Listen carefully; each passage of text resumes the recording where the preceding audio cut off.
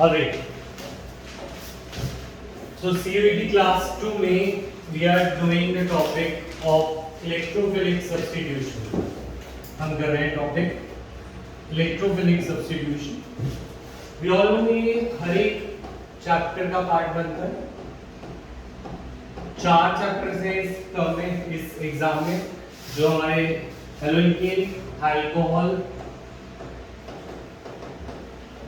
Amines और aldehyde ketones and कार्बोक्सिल्स, है ना. इलेक्ट्रोफिलिक सब्स्टिट्यूशन में हम स्टार्ट करते हैं. ये सिर्फ बेंजीन पे होती है. किस पे होती है?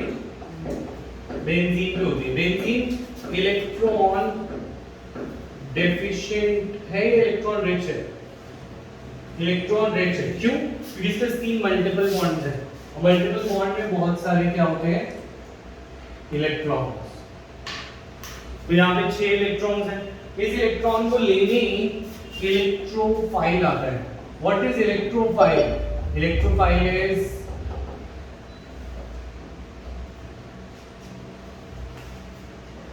Negative charge seeking species. Negative charge seeking species. तो इलेक्ट्रोफाइल्स जो हमारे आ सकते हैं वो है Cl plus, CH3 plus, CH3, CO plus, CH3, NO2 plus, SO3H plus. ये सारे इलेक्ट्रोफाइल्स हैं जो बेंजीन पे अटैक कर सकते हैं, राइट. तो कौन सी रिएक्शन में कौन सा इलेक्ट्रोफाइल अटैक करता है, अगर हम उसकी बात करें तो कौन कौन सी रिएक्शंस हैं हमारे पास. अगर मैं बेंजीन को बना दूं ARH, क्या बना दूं? ARH. ठीक है. बेंजीन में अगर मैं डालता हूं Cl2 in the presence of AlCl3 dark, तो मेरा बनता है ArCl, दैट इज क्लोरोबेंजीन. क्या बनता है? क्लोरोबेंजीन. ये इलेक्ट्रोफिलिक सब्स्टिट्यूशन है. Br2 in FeBr3 डार्क, तो मेरा बनता है ArBr. क्या बनता है? ArBr, bromobenzene. ठीक है. अगर मैं डालूं CH3 COCl AlCl3, तो मेरा बनता है ArCOCH3, दैट इज एसिटोफेनॉल. बेंजीन के ऊपर if I add concentrated HNO3, concentrated H2SO4, तो I get ArNO2 nitrobenzene, right. अगर मैं इस पे डालता हूँ concentrated H2SO4, H2S2O7 ओलियम, ठीक है, ओलियम, तो बनता है बेंजीन सल्फोनिक एसिड ArSO3H. ठीक है. तो ये सारी इलेक्ट्रोफिलिक सब्स्टिट्यूशन. इन सब के इलेक्ट्रोफाइल्स हम जान सकते हैं. इसमें इलेक्ट्रोफाइल बना Cl प्लस, जिसने H को हटा दिया. इसमें Br प्लस बना, इसमें CH3 CO प्लस बना, इसमें NO2 प्लस बना, इसमें SO3H. ठीक है. ऊपर वाले को बोल रहे हैं फिर हैलोजिनेशन. इन रिएक्शंस को क्या बोलते हैं? Halogenation, right. अच्छा, what about this reaction? This is Friedel Crafts acylation. Friedel Crafts acylation. This is nitration. This is what? This is nitration. This is benzene. अच्छा, this is sulphonation. These are all the reactions जो electrophilic consider होती है.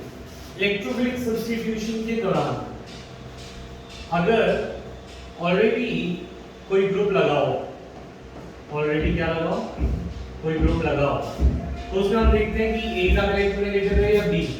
ठीक है. अगर B ज्यादा electronegative हो A से, तो इलेक्ट्रॉन विड्रॉइंग ग्रुप कहलाते हैं. Electron withdrawing. Electron withdrawing group हमें रेजोनेंस कौन सी दिखाता है? -R या +R? -R इफेक्ट दिखा. और माइनस आर इफेक्ट से हो जाते हैं मेटा डायरेक्टली, क्या हो जाते हैं मेटा डायरेक्ट। और अगर ए बी से ज्यादा इलेक्ट्रोनेगेटिव तो ऐसा ग्रुप कहलाता है इलेक्ट्रॉन डोनेटिंग ग्रुप। क्या कहलाता है? Electron donating group. और ये माइनस आर इफेक्ट की जगह लिखाएगा प्लस आर इफेक्ट, और प्लस आर इफेक्ट से हो जाएगा ऑर्थो पैरा डायरेक्टिंग।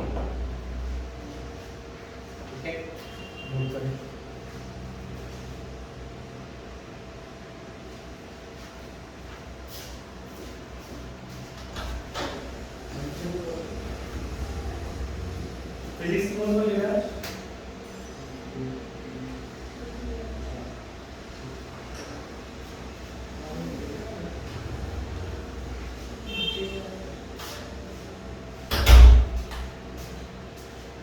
अच्छा नेक्स्ट, तो लेट अस सी अगर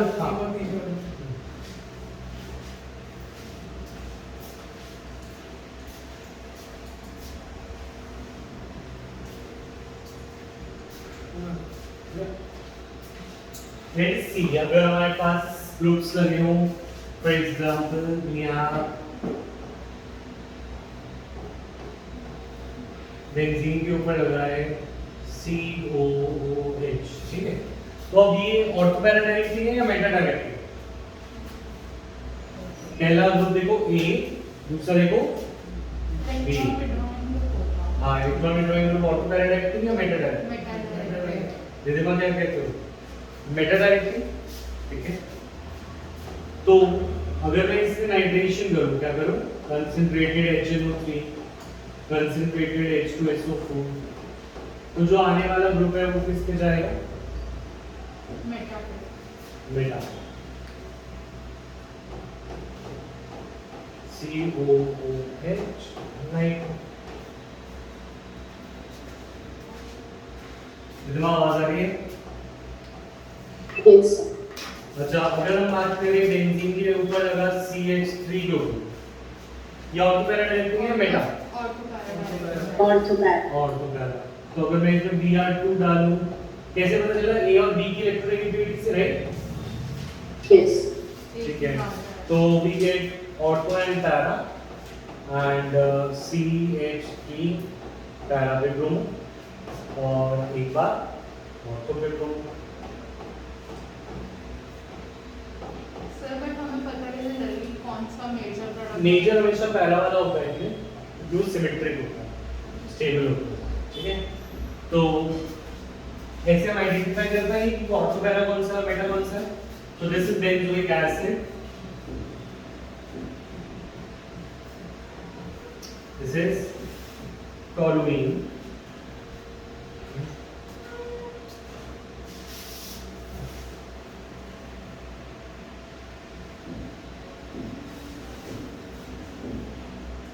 ओके है। तो अब तुम मेरे लिए फिल करके बताओ।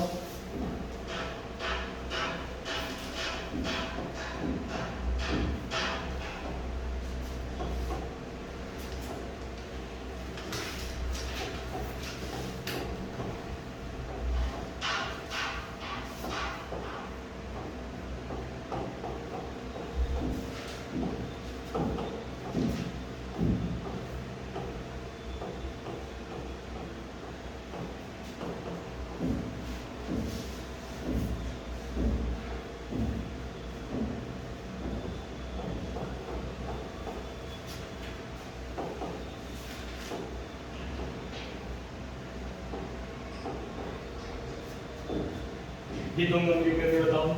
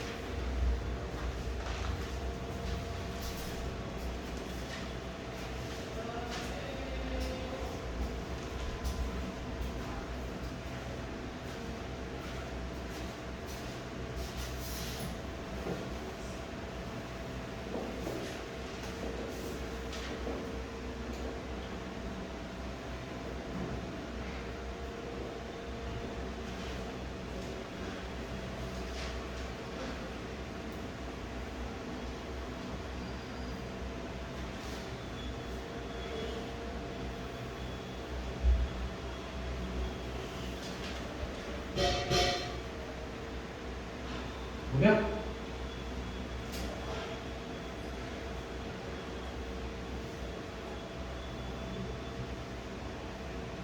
टेबल में क्या है? ऑर्थो पैरा, क्योंकि ए और बी किस कौन सा इलेक्ट्रोनेगेटिव है? A is greater than ए की इलेक्ट्रोनेगेटिविटी ज्यादा है तो ऑर्थो पैरा डायरेक्शन, ठीक है? तो पैरा मेजर बनेगा और ऑर्थो माइनर, ठीक है? अच्छा, ये कैसा है, ऑर्थो पैरा या मेटा? इसके अंदर ए हम लेते हैं कार्बन को और बी लेते हैं ओ, एच को नहीं लेते, तो ऑर्थो पैरा हो गया मेटा, मेटा Meta. तो CHO इधर गया और मेटा पे गया CH, ठीक है? इसमें A और B किसको लेते हैं? C और O, ये एक्सेप्शन था बस। क्लोरीन में क्या होता है, ऑर्थो पैरा या मेटा? और क्लोरीन का स्पेशल केस है, इसमें A B तो कुछ है नहीं, सिर्फ एक ही ग्रुप है, तो हम इसमें पैरा पे क्लोरीन लगाते हैं, पैरा पे लगाया क्लोरीन।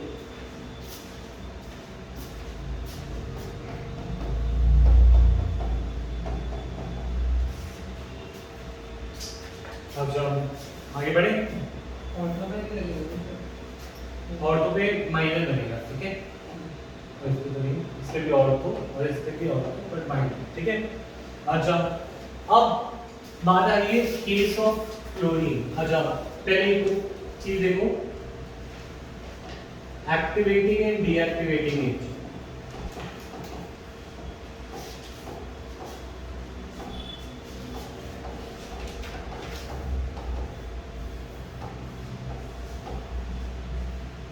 एक्टिवेटिंग एंड डीएक्टिवेटिंग, तो जो जिनमें ए बी में बी ज्यादा इलेक्ट्रोनेगेटिव था, A is more negative, electronegativity के टर्म में A was more electronegative than B, जिनमें, ठीक है?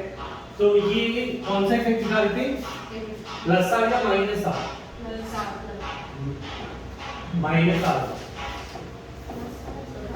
सर बी में जब ज्यादा होता है तो अच्छा, प्लस आ रहे थे और इनकी डायरेक्शन क्या थी, ortho para Meta? Ortho para. ये ऊपर लिखो तो सैनिटाइजर फिर लगा लो और ये वाटर लीटर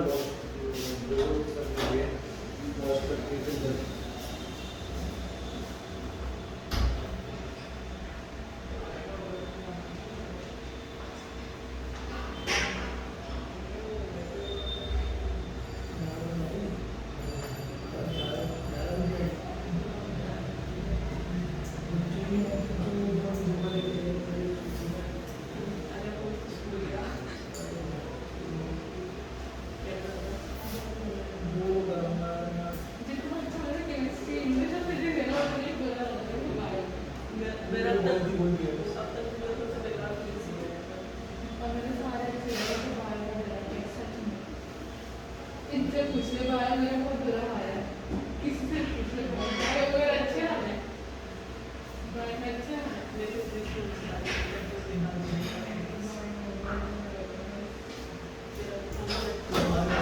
यस, तो प्लस आर डिफेक्ट की वजह से डायरेक्शन क्या होती है, ऑर्थो पैरा डायरेक्शन, ठीक है? नेचर हो जाता है एक्टिवेटिंग, क्या हो जाता है,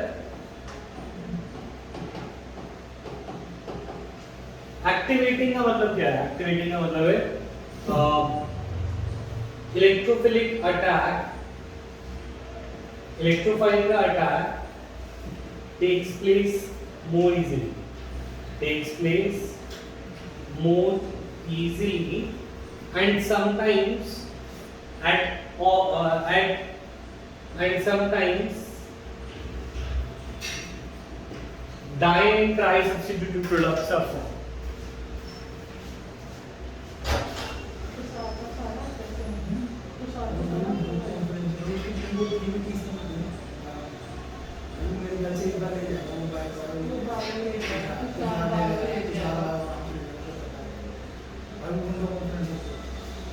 Sometimes ट्राई सब्स्टिट्यूट हो जाता है, क्या हो जाता है, try substitute,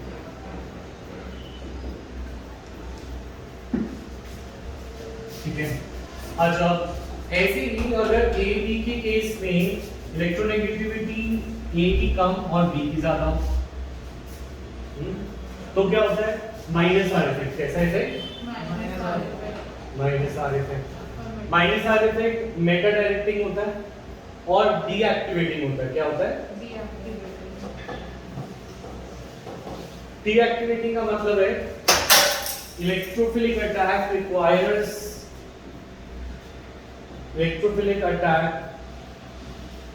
requires high concentration of reactant या फिर requires drastic conditions। drastic condition माने ऐसी कंडीशन जो high temperature, high pressure, high और कंसंट्रेटेड सॉल्यूशंस चाहिए हो, डाइल्यूट में काम नहीं बनेगा, तो ये होता है डीएक्टिवेटिंग। क्यों होता है? क्योंकि वो प्लस आर इफेक्ट जो है वो इलेक्ट्रॉन डोनेट करता है, जैसे फॉर एग्जांपल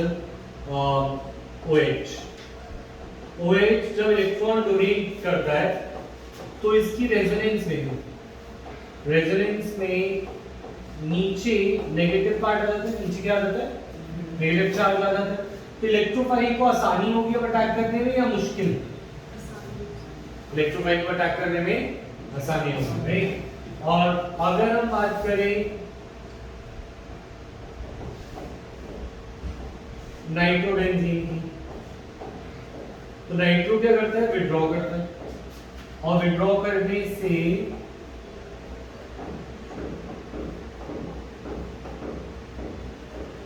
नीचे क्या आ जाता है? Positive charge. क्या आ जाता है? Positive charge.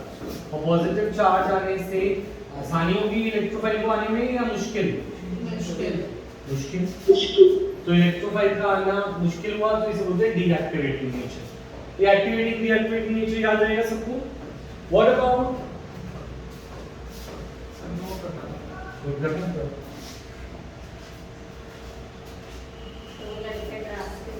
हाँ, ड्रास्टिक कंडीशंस।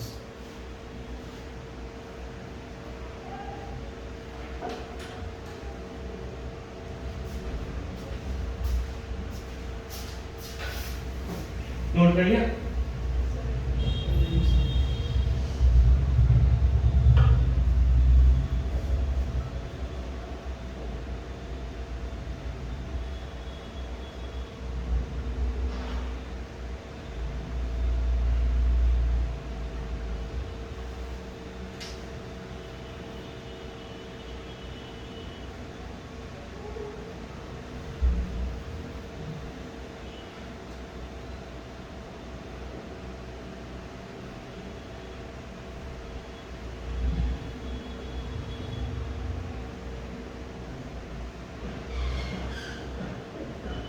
कर लिया?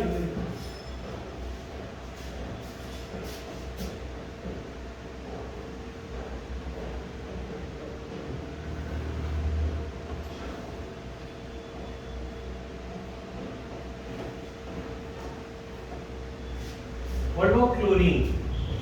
क्लोरीन की कुछ खास बात है। पहली बात, ये AB वाले कंसेप्ट पे फिट नहीं होता, ठीक है? तो तुमने बताया ये प्लस आर इफेक्ट दिखाता है या माइनस आर? ये प्लस आर दिखाता है। क्या दिखाता है? It shows plus are effect, क्योंकि इसके पास लोन पे है तो ये देना पसंद करता है, यानी कि इलेक्ट्रॉन को डोनेट करता है। तो अगर ये प्लस आर इफेक्ट दिखाता है तो it should be ortho para directing या मेटा डायरेक्टिंग?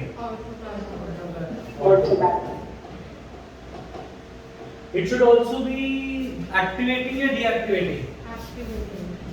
एक्टिवेटिंग, पर it shows minus I effect.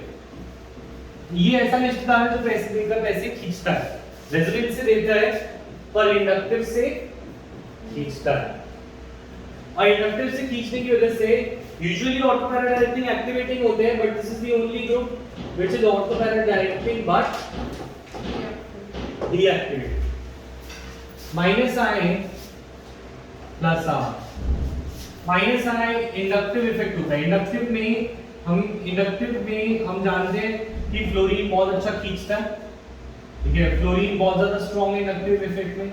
ऐसे ही हमारा Cl उससे कम होता है इंडक्टिव इफेक्ट में, ठीक है। इलेक्ट्रॉन को खींचने की टेंडेंसी इंडक्टिव इफेक्ट, इलेक्ट्रोनेगेटिविटी होती है ना, उसी तरीके से। तो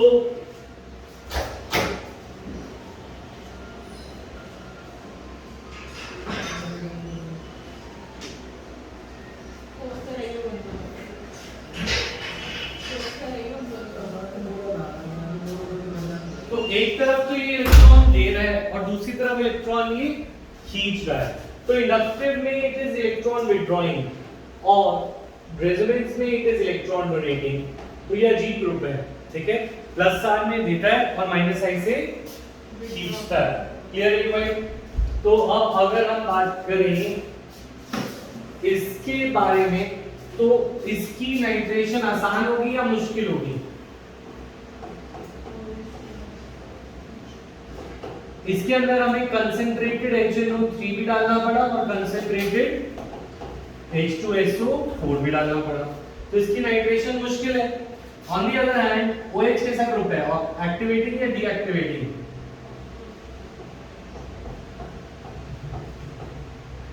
उसमें डाइल्यूट HNO3 डल गया, उसमें क्या लगा?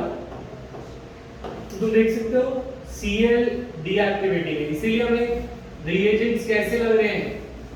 स्ट्रॉन्ग, ठीक है। और OH एक्टिवेटिंग है, और एक्टिवेटिंग होने की वजह से इसके अंदर रिएजेंट्स कैसे लग रहे हैं? डाइल्यूट, ठीक है। समझ में आ रही है बात? Next,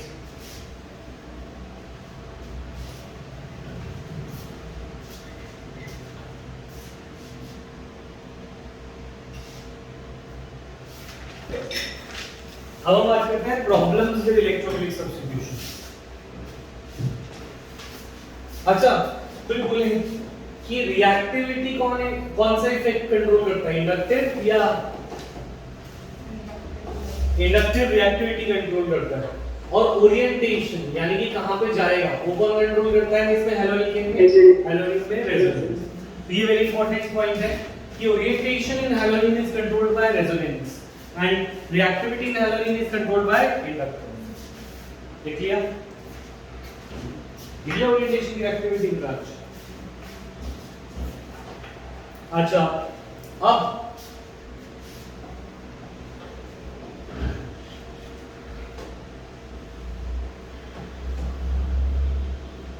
problems with electrophilic substitutions की बात करें।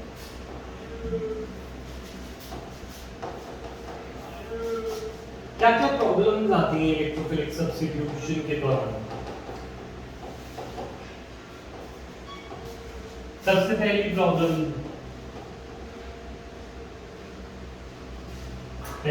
है Friedel-Crafts reactions do not take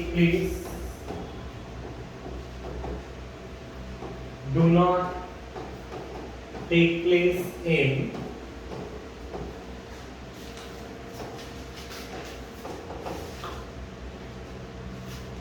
first aniline Friedel-Crafts reactions नहीं दिखा, तुम्हें याद होगा aniline एक बेस है। aniline कैसा है? Base, Lewis base. और जो इस रिएक्शन में यूज होते हैं वो है लुईस एसिड,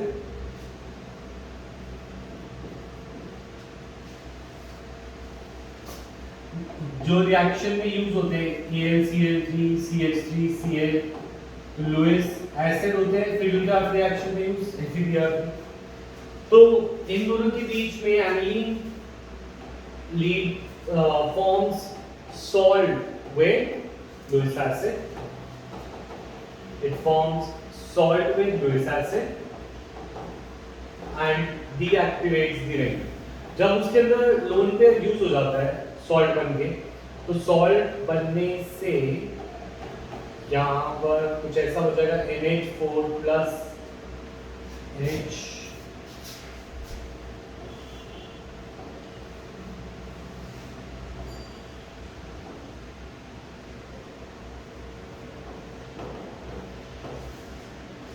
ये कुछ ऐसा हो जाएगा जिसमें यहाँ पे क्या बन जाएगा, सॉल्ट। क्या बन जाएगा, सॉल्ट। और सॉल्ट बनने से जो रिंग है वो रिंग डीएक्टिवेट हो जाएगी। क्या हो जाएगी, डीएक्टिवेट, क्योंकि अब लोन पेयर नीचे जाएगा नहीं, रेजोनेंस हो नहीं रही, क्योंकि लोन पेयर ऑलरेडी यहाँ पे यूज हो चुका है सॉल्ट फॉर्मेशन। लोन पेयर नीचे जाता था तो रिंग डीएक्टिवेट होती थी, अगर वो नीचे जाएगी ना तो वो डीएक्टिवेट हो जाएगी, तो डीएक्टिवेट हो जाती है रिंग एनिलीन में, इसलिए एनिलीन फ्रीडलक्राफ्ट एसाइलेशन और फ्रीडलक्राफ्ट एल्काइलेशन नहीं दिखाएगा। क्लियर है point. Second problem is with acids. Friedel Crafts reaction does not take place in acid also, तो इसी के अंदर तुम सेकंड पार्ट बना सकते हो। इसमें होता है एनिलीन में ही नहीं होती फ्रीडलक्राफ्ट रिएक्शन, और सेकंड फ्रीडलक्राफ्ट रिएक्शन किसमें नहीं होती, एसिड्स। ठीक है, एसिड्स में हमने पढ़ा है कि acids form complexes with Lewis acid. ठीक है, तो एसिड्स और लुईस एसिड मिलके क्या बना लेते हैं, कॉम्प्लेक्स बना लेते हैं। क्या बना लेते हैं, कॉम्प्लेक्स। और कॉम्प्लेक्स बनाने की वजह से Friedel Crafts reaction does not occur.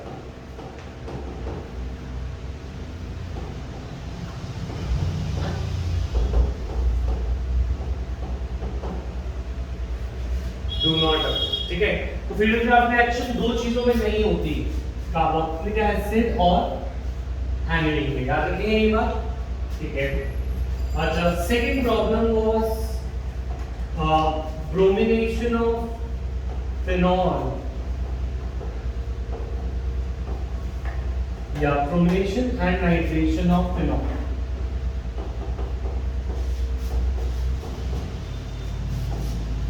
Phenol की ब्रोमिनेशन और नाइट्रेशन में कॉमन प्रॉब्लम आती है। क्या प्रॉब्लम आती है, अगर हम फिनॉल के अंदर ब्रोमीन वाटर डाल देते हैं तो फिनॉल कैसे, एक्टिवेटिंग या डीएक्टिवेटिंग,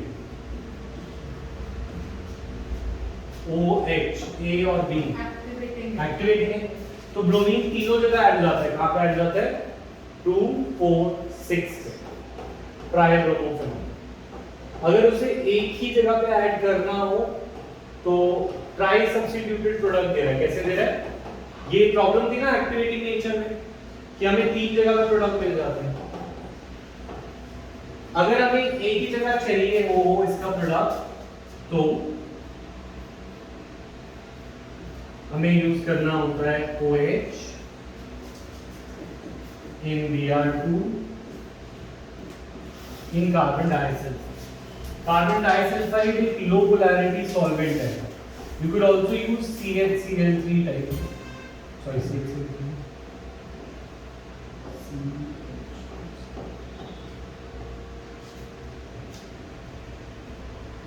CCl4 की तरह भी यूज कर सकते हैं। एक लो पोलैरिटी सॉल्वेंट है। कैसा सॉल्वेंट है, लो पोलैरिटी सॉल्वेंट जो एक्टिविटी नेचर होता है उसको कम कर देते हैं। वो तीन जगह नहीं लगता, वो लगता है एक जगह, और तो या para.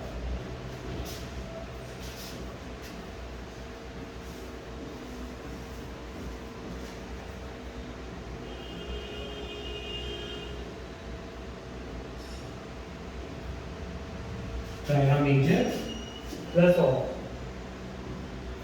We have a bromination of phenol. What about nitration of phenol?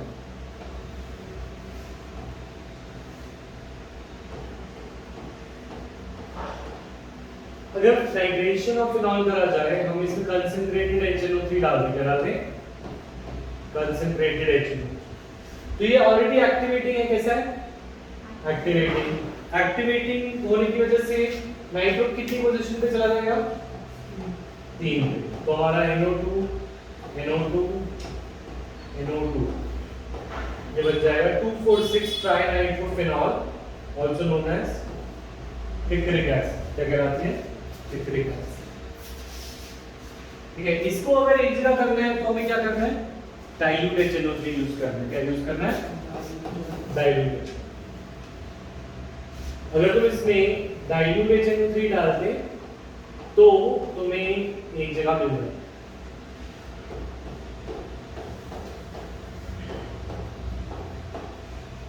ठीक है। तो एक जगह ब्रोमीन लाने के लिए CH2, तीनों जगह लाने के लिए सिर्फ Br2, एक जगह NO2 लाने के लिए डाइल्यूट HCl, सारी जगह लाने के लिए कंसंट्रेटेड HCl। तो ये प्रॉब्लम फिनोल की समझ आई, यस और तीसरी प्रॉब्लम आती है ब्रोमिनेशन और नाइट्रेशन ऑफ एनिलीन।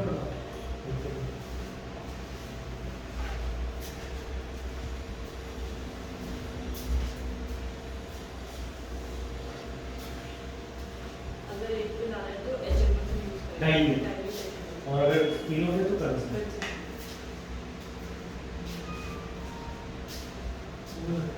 ठीक है।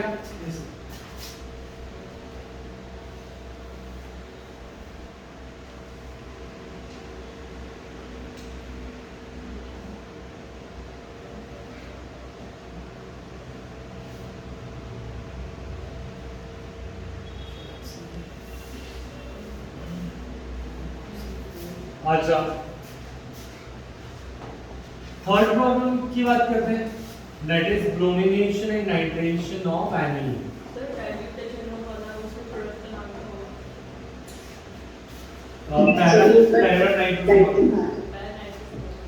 पैरानाइट्रोफेनॉल।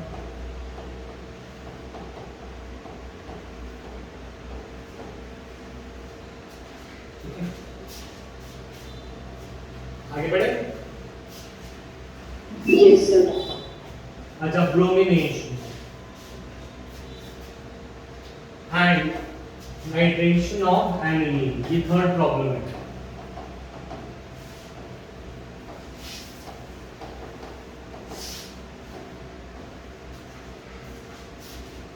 देखो, हमने लिया एनिलीन, क्या लिया? अगर इसमें हमने डाल दिया Br2, तो इसके साथ भी वही प्रॉब्लम होती है जो फिनॉल के साथ होती है, क्योंकि एक्टिवेटिंग है। कैसा है? एक्टिवेटिंग है। तो ये 2,4,6 ट्राई 9 ब्रोमो एनिलीन बना देगा। 2,4,6 ट्राई ब्रोमो एनिलीन बना देगा। इसकी प्रॉब्लम सॉल्व करनी है तो पहले इसका प्रोटेक्शन करना पड़ता है। क्या करना पड़ता है? प्रोटेक्शन। याद आ रहा है कुछ? CH3 होल्ड बाय जो पाइरिडीन। तो बेंजीन के ऊपर आ जाता है NHCOCH3, एसिड एनालाइड बन जाता है। क्या बन जाता है? Acid analyte. ठीक है, फिर हम इसकी ब्रोमिनेशन कर सकते हैं Br2 के साथ, giving us what? NHCOCH3 para पे ब्रोम। ठीक है, और फिर इसको हाइड्रोलाइज करके हटा सकते हैं। तो हमारा बन जाता है वापस से पैरा ब्रोमो एसिड। तो ये प्रॉब्लम को इस तरीके से सॉल्व करें। अगर हम इसकी नाइट्रेशन करना चाहें, क्या करना चाहें? नाइट्रेशन, चाहे डाइल्यूट HNO3 के साथ या सिर्फ HNO3 के साथ, तो भी प्रॉब्लम आती है कि हमारा मेटा ग्रुप बन जाता है। क्या बन जाता है? मेटा नाइट्रोएनिलीन बन जाता है 47%, 51% बनता है पैरा, और तो बनता है ओनली 2%। ठीक है, कोई बोले कि 47% मेटा क्यों बनता है? इसका रीजन है कि क्या था? Anilinium ion is form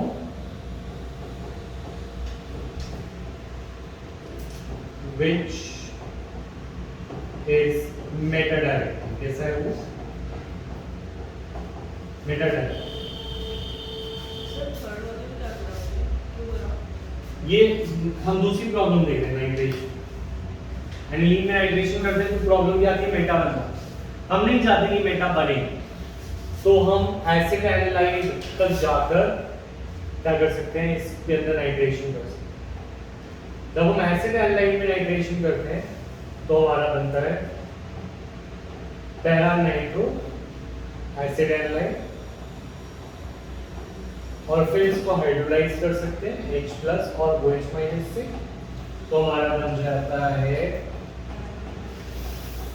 para nitro aniline. ठीक है, ये हमने अमीन्स में किया था, याद होगा, थोड़ा थोड़ा तो याद आ रहा होगा। अगर हम नाइट्रेशन करते हैं तो मेटा वगैरह बनता था। नाइट्रेशन अगर हम ना करें, हम चाहते हैं कि एक ही पे जाए, तो पहले एसिड एनालाइड बनाना पड़ता है, फिर उसमें चाहे ब्रोमिनेशन कर लो, नाइट्रेशन कर लो, फिर उसको हटाओ। नहीं, ये ब्रोमिनेशन के लिए है और ये वाला नाइट्रेशन के लिए। अगर एक ब्रोमीन चाहिए तो ये ऊपर, एक चाहिए तो ये। ठीक है, और तुम्हें ये भी याद होना चाहिए कि ये सब कैसे कर पा रहा है एसिड एनालाइड, क्योंकि इसका जो लोन पेयर है it has come into resonance with the lone pair of the nitro। तो रेजोनेंस हो जाने की वजह से ये लोन पे नीचे कम आता है और एक्टिवेटिंग नेचर कम हो जाता है। ठीक है, याद रख पाएंगे सर, जहाँ से वो NO2 अटैच हो रहा है वहाँ से नाइट्रेशन होगा ना? जहां से NO2 अटैच हो रहा है यहाँ पे, हाँ। पैरा पे नाइट्रो है। ठीक है, यहाँ से नाइट्रो। तो इज दिस क्लियर? ये नोट कर लिया प्रॉब्लम्स विद इलेक्ट्रोफिलिक सब्स्टिट्यूशन। आप बोलो, एसिड एनालाइड बनाना पड़ेगा आपको। अगर तुम्हें एक जगह पे ब्रोमीन लेना है तो हाँ, पहले एसिड एनालाइड बनाना पड़ेगा, यहाँ से एनिलीन से एसिड एनालाइड, और उससे नीचे वाला HNO3 वाला, उससे नीचे वाले में ये तब अगर तुम्हें मेटा बनाना है, ठीक है, डायरेक्ट HNO3 डाल। और तो अब इसकी क्वेश्चन करते हैं। तो हमारा इलेक्ट्रोफिलिक सब्स्टिट्यूशन खत्म है चारों चैप्टर का, हेलोजन का, अल्कोहल का, मीन्स का और एल्डिहाइड। ठीक है, तो अब हम क्वेश्चंस करते हैं इसके। समझ आ रहा है?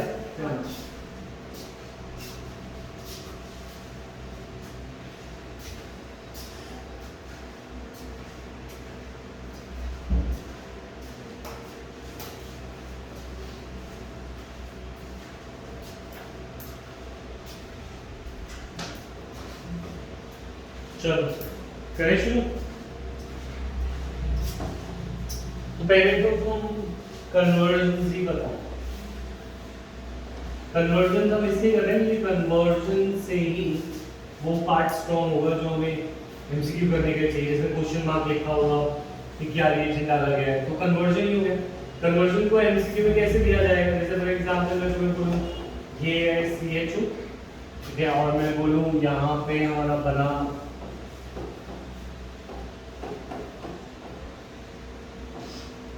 तो ये कन्वर्जन हो गई। कैसे?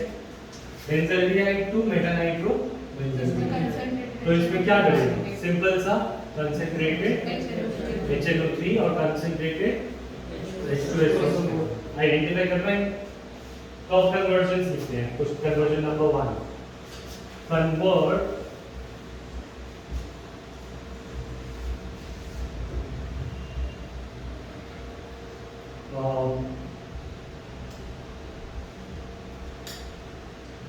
क्लोरोबेंजीन या benzene to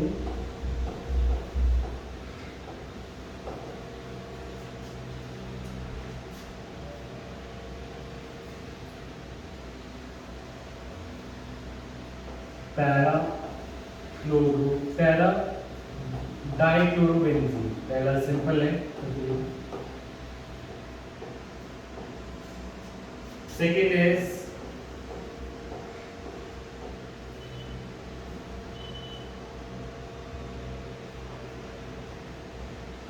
nitrobenzene to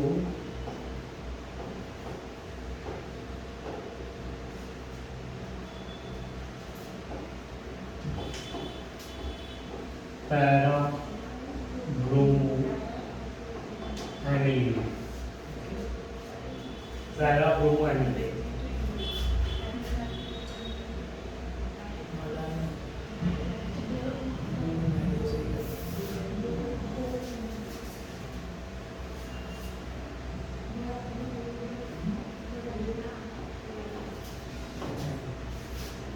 Third is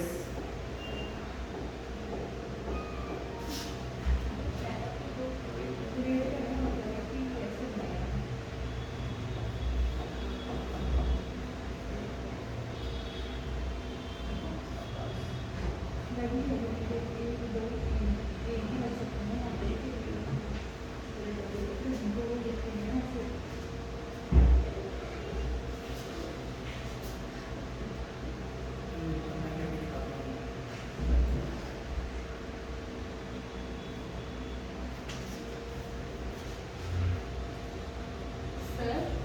जो पैरा डाइक्लोरोबेंजीन है वो मतलब पैरा पोजीशन पे क्लोरो 2 बार बनेंगे अंदर क्लोरो प्लस पैरा एक क्लोरो वन हो गया तो फोर्थ पे पैरा आएगा, एक और क्लोरो आएगा, ठीक है 1 4 अरे ऐसे पैरा पे दोनों जुड़े एक पोजीशन लगी है बाहर ही ऑटोमेटा पैरा ऑप्शन, ठीक है। अच्छा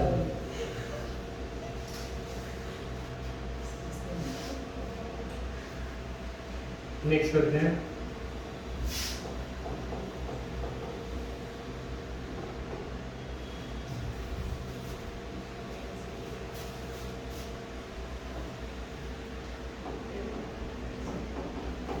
इजी है, जल्दी से करते जाएं।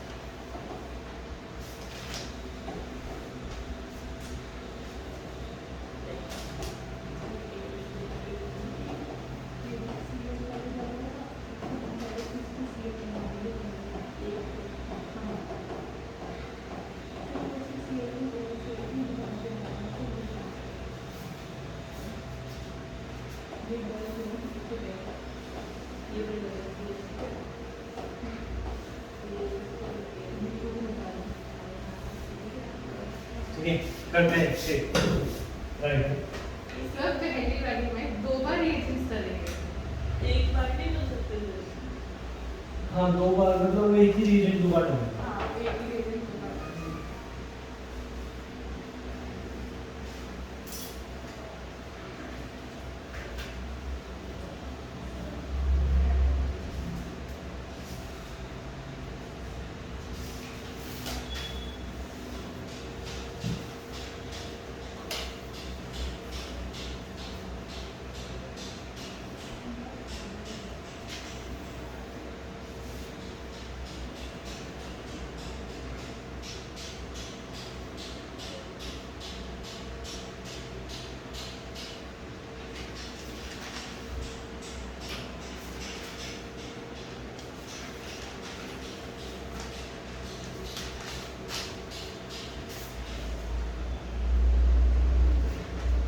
सर नाइट्रोबेंजीन से एनिलीन कैसे बनाएंगे?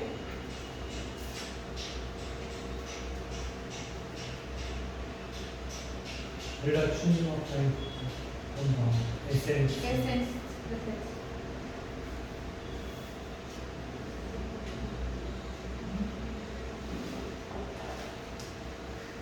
हो पाया। एक ही हुआ। एक को बाकी छोड़ दो, अगर बीच में टकराए तो आगे बढ़ो। कन्वर्जन की होती है। इमरजेंसी जवाब पड़ेगा यहाँ पर, सोचोगे तभी होगा। रिएक्शन से आप देख के कर लेना पीछे।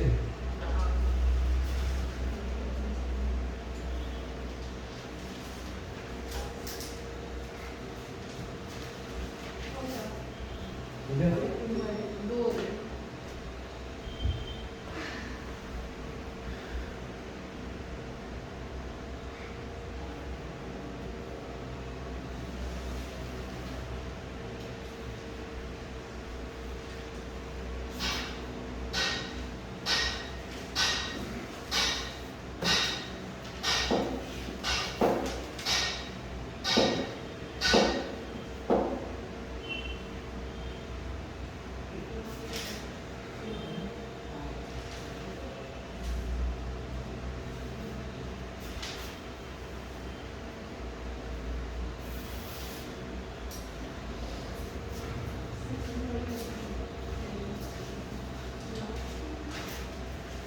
आगे अरे नाइट्रो को एनिलीन बनाने के लिए रिडक्शन यूज कर सकते हैं।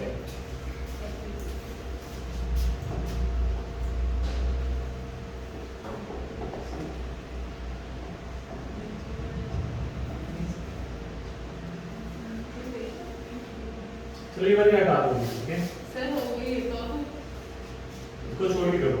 बाकी उसमें एनिलीन को इसको छोड़ के करो, बाकी करो, ये वाली छोड़ दो।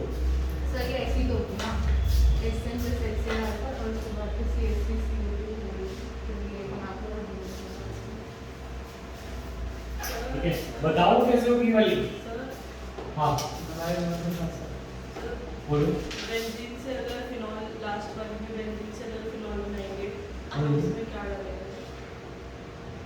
बेंजीन टेरेसल्फोनाइड, अच्छा benzene sulphonic acid, too much. और ये बताता हूँ, वो मैंने बताया है कि उसको छोड़ दोगे, ठीक है, समझाता हूँ। तो ये थोड़ा पीछे का बेसिक मुझे याद नहीं है ना, तुम्हारा फिनॉल विनॉल तो किया नहीं है ढंग से, मैंने उसकी रिएक्शन दी। ऐसे ना HCl डालने कोई बात, सो ये तो हमने करते हैं, जब ऐसे ना HCl डालते हैं तो H2 गैस बनती है, वो NO2 को क्या करती है, रिडक्शन ऑफ नाइट्रो से नाइट्रोबेंजीन बनाने के लिए, याद है, ठीक है।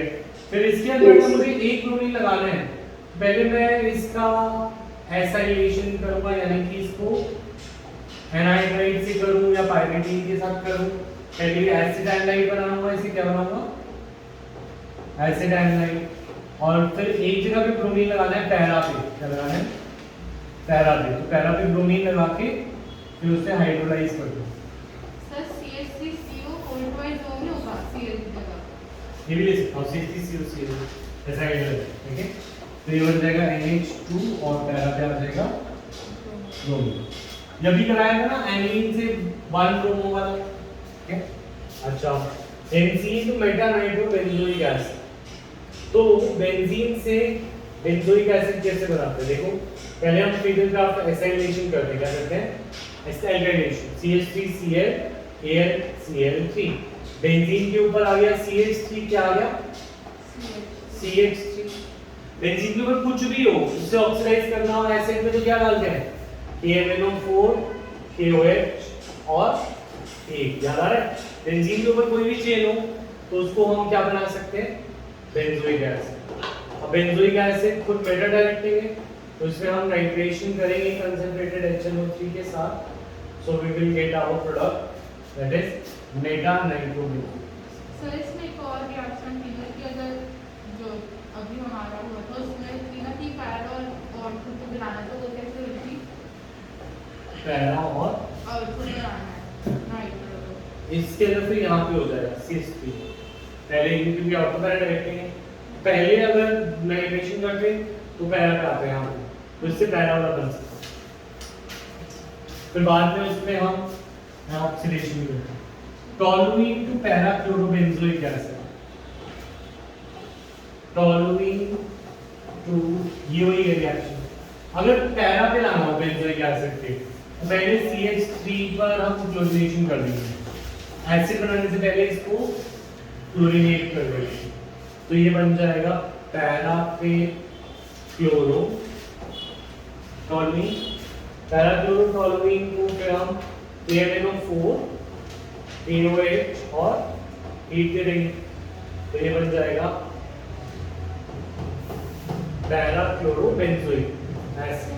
तो मेटा पे लाना था तो पहले एसिड बनाते हैं फिर मेटा पे करते हैं, अगर ऑटो पैरा बनाना हो पहले पैरा पे करते हैं फिर एसिड।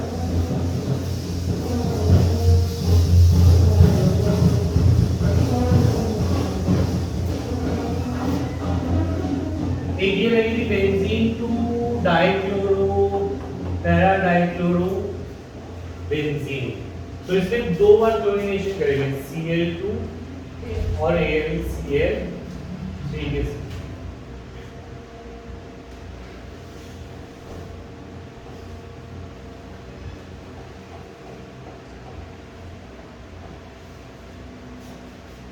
ठीक है, तो ये थी पैरा डाइक्लोरो टोलुइन, 2 बार क्लोरीनेशन किया, ठीक है। Next The feedback is to understand. उसके बाद हमारा था benzene to phenol. Benzene to phenol बनाने में हम पहले ओलियम का इस्तेमाल करते हैं, H2S2O7, ये बन जाता है benzene sulphonic acid, benzene SO3H, ठीक है। और फिर हम इसमें डालते हैं NaOH और H3O, ये बन जाता है फिनॉल। ये रिएक्शन मैंने कराई नहीं थी तो इसे लिख ली, याद किया नहीं, फिनॉल की प्रिपरेशन में आती है।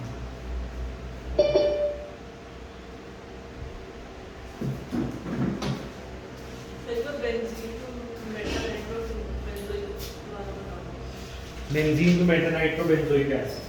देखो पहले हमने बेंजीन पे एल्काइल ग्रुप लगाया, एल्काइल ग्रुप लगा के यहाँ पे आ गया CH3, क्या आ गया CH3, ऑर्थो पैरा डायरेक्टली होती है, कैसा होता है ऑर्थो पैरा। अगर हम यहाँ पे नाइट्रेशन करते तो यहाँ पे आ जाता, तो हमने इससे पहले मेटा डायरेक्टिंग बनाया, A और B में से B ज्यादा इलेक्ट्रोनेगेटिव, ताकि आने वाला नाइट्रो मेटा पे जाए। तो पहले इसका एसिडिक एसिड बना लिया ताकि मेटा पे जाए, फिर नाइट्रेशन किया। अगर पहले नाइट्रेशन करते तो वो पैरा पे जाता, ठीक है, क्लियर। AB वाले कंसेप्ट से देखना है और कुछ नहीं।